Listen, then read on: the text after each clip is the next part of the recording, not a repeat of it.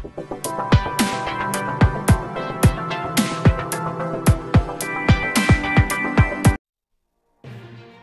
दिवसाच्या गौरी गणपतीला भक्तिभावाने निरोप देण्यात आला।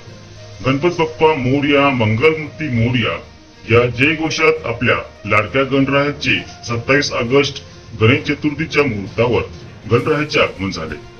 घराघरात मंगलमय वातावरणामध्ये गणरायाच्या आगमनाने सर्वत्र नवचैतन्य पसरले होते।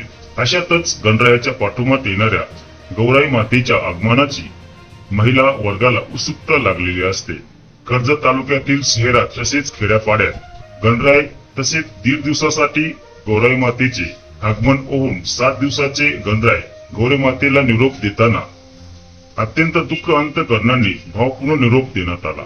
गणपती बाप्पा मोरया, पुढच्या वर्षी लवकर या जयघोष करत निरोप देण्यासाठी गावातील तरुण, लहान, ज्येष्ठ मंडळी सर्वांनी सहभाग दाखवला होता। 7 दिवसाच्या गणरायाच्या विसर्जनासाठी आभाळ दाटले होते। बाप्पा तू येताना डोळे दाटले, बाप्पा तू जाताना अशी अवस्था भक्ताची झाली होती।